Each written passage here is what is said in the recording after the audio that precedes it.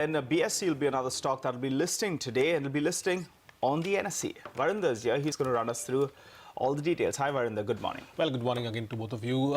It will be a historic day, clearly for BSE and Ashish Chauhan.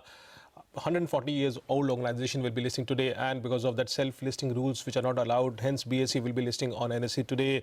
The issue price, as we all know, is 806 rupees, and going by the grey market premium, don't be surprised to see the stock trading over 1,000 rupees in the initial uptake. And some people are even wondering that, thinking that it could even have that 250 to 300 premium as well, at the end of the day. So the market cap, if you assume at 1,050, could be around 5,350 crores. If it goes to 1,100, it will be 5,600 crores. More importantly, the valuation side, this is what comes on the screen in terms of the price earning ratio. So you can see on a chart, so even if it was a case of 806 rupees, the valuation was nearly 21, 22 times FY17 consolidated earnings. Even if it goes to 1,050 or something, the price earning ratio is nearly 25, 26 times, consolidated FY17 earnings. Now, let me just tell you what are the good points here in this IPO. So, assuming that the stock comes around 1,000 rupees per share, the valuation what they offered to the public at 806 was very attractive. 21 times for an exchange was compelling for any investor to go ahead and invest. One was that. Second, more importantly, is that the cash non-current investments which are sitting on the books of the company are worth 2,500 crores, which is nearly 460 rupees per share.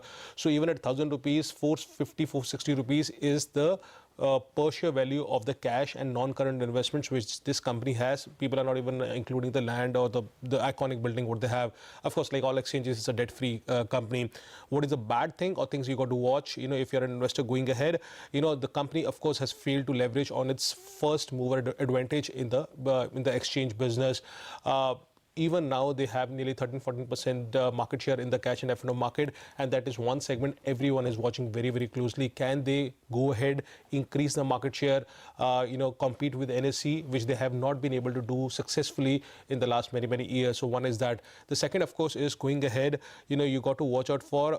Now the company is focusing on other verticals like commodities, currency markets, and also they have put up an international exchange in the Gift City. So they are venturing itself into many, many other areas. So my belief is that they're saying that if they're not able to do so much in cash and F&O segment, let us try to stick to some other areas where they can have more business and, and more successful than NSE going ahead. So you have to watch out for whether those areas, click for the company or not going ahead. So that will be important. And of course, in any exchange, there are a lot of regulatory IT expenses, personal expenses.